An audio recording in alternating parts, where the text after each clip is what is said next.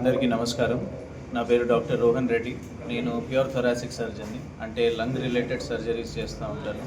ఇప్పుడు యశోద సోమాజిగూడలో పనిచేస్తూ ఉన్నాను. లంగ్ రిలేటెడ్ సర్జరీస్ అంటే లంగ్ క్యాన్సర్స్ కానీ, లేకపోతే ఇన్ఫెక్షన్స్ వల్ల ఒక భాగం లంగ్ చెడిపోతే అట్లాంటి వాటికి ఆ భాగం లంగ్ అనేది తీయడం జరుగుతుంది. దాన్ని సహజంగా మనం లొబెక్టమీ అంటాం. ఒక్కొక్కసారి అట్లాంటి పేషెంట్స్కి పూర్తిగా లంగ్ చెడిపోవడం వల్ల లంగ్ మొత్తం తీసేయాల్సి వస్తుంది. దాన్ని న్యూమోనెక్టమీ అంటాం. సో ముందు కాలంలో మనకి ఇట్లాంటి పేషెంట్స్కి సర్జరీ చేస్తే రిస్క్ చాలా ఎక్కువ ఉండే అనే భయం ఉండే, కానీ ఇప్పుడు అది చాలా కామన్గా జరిగే సర్జరీ, చాలా సక్సెస్ఫుల్ సర్జరీ.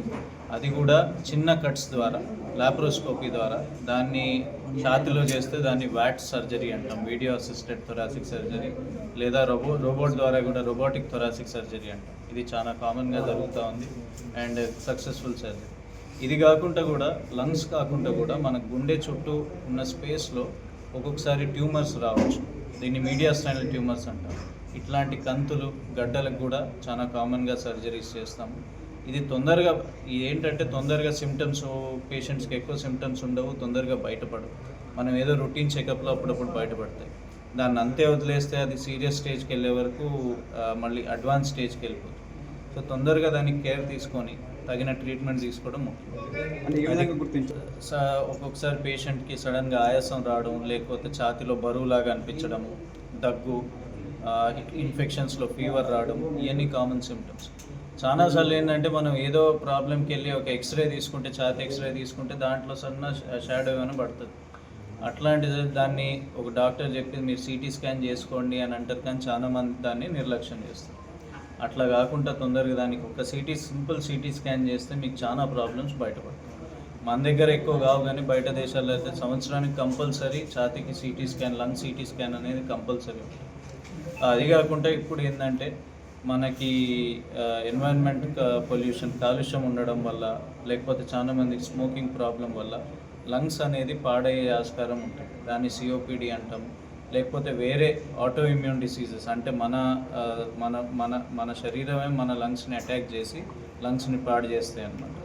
ఇవన్నీ అంతే డిసీజ్ పోయే కొద్దీ ఎండ్ స్టేజ్ లంగ్ డిసీజ్, అంటే పూర్తిగా లంగ్ డ్యామేజ్ అవ్వడం వల్ల అప్పుడు ఇంకా వేరే ఆప్షన్ ఉండదు, లంగ్స్ మార్పిడి చేయాలి, లంగ్ ట్రాన్స్ప్లాంట్ చేయాలి. సో ఈ సర్వీసెస్ కూడా ఇప్పుడు మా దగ్గర ఉన్నాయి అండ్ సక్సెస్ఫుల్గా చేస్తూ ఉన్నాం.